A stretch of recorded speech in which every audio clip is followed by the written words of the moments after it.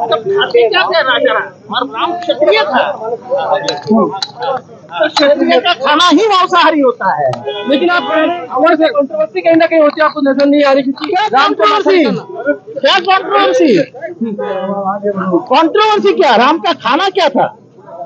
कोई बता देवे कि राम मेथी की भाजी खाता था? आप अपने कहने पे कायम है बिल्कुल, इसको बिल्कुल कायम है। आप क्या भारत को शाकाहारी बनाना चाहते हैं क्या?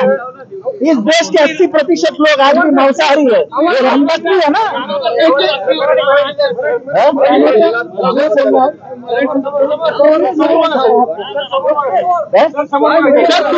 तुम्ही जे वक्तव्य केलेलं आहे त्यावर अजूनही ठाम आहात का? हे ठाम आहे ना। या देशामध्ये 80% माणसं जे मांसाहारी आहेत ते रामभक्त आहेत, आणि त्या काळामध्ये तुम्ही जर अँथ्रोपॉलॉजी वाचली तर मांसाहारीच माणूस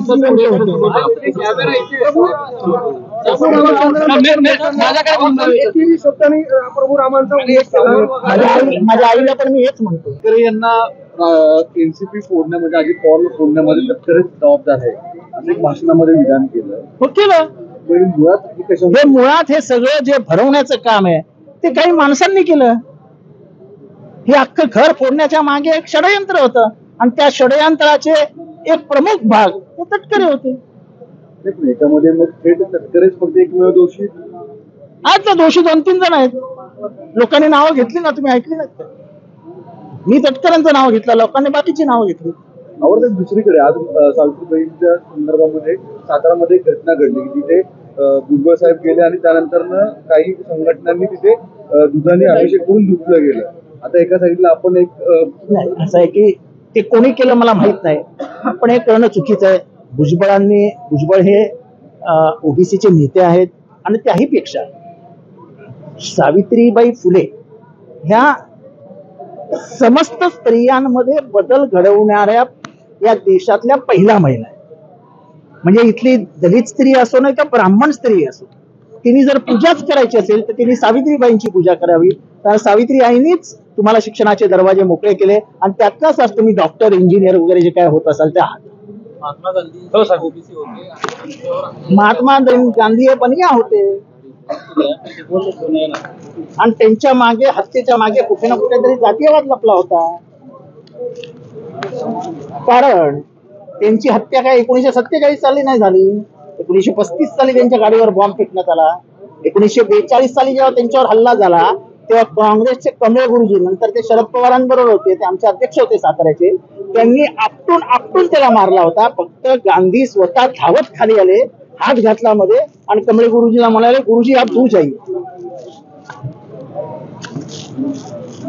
तेव्हा कुठे होता 42 म्हणजे 50 कोटी मुसलमानांचं तुष्टीकरण, हे कुठे होतं? तेव्हा हा प्लॅन, हा विचाराने केलेला प्लॅन होता, आणि हा प्लॅनचा काही टक्के हा जातीवादात निर्माण झाला. दुसरीकडे या सगळ्या गोष्टींच्या घडामोडीमध्ये तुम्ही जे तटकरींवर टीका केली त्याच्यावर ते काही वेळा फेस घेतात आणि त्याला उत्तर देत आहेत. त्यांचा दावा आहे की तुम्ही मुद्दाम याला वेगळ्या स्वरूपातलं रूप दिलं जाईल. मी वेगळं नाही देतो, मी ओपनली बोलतोय, साहेबांसमोर बोलतोय, मी मागणं बोलत नाहीये. आणि जे साहेब बोलले ते मी बोलतोय, मी असं नाही म्हणत मी बोललो. जाऊन विचारा साहेबांना तुमच्याबद्दल काय मत होतं साहेबांचं. साहेब बिचारे कधी बोलत नव्हते, आपल्या पुतण्याच्या प्रेमापोटी तुम्हाला सहन करत होते, म्हणजे तुमच्यावर फार प्रेम होतं असं समजू नका. सर, सावित्रीबाई फुलेंच्या सर आज जायगाव सातारामध्ये भुजबळ बोललो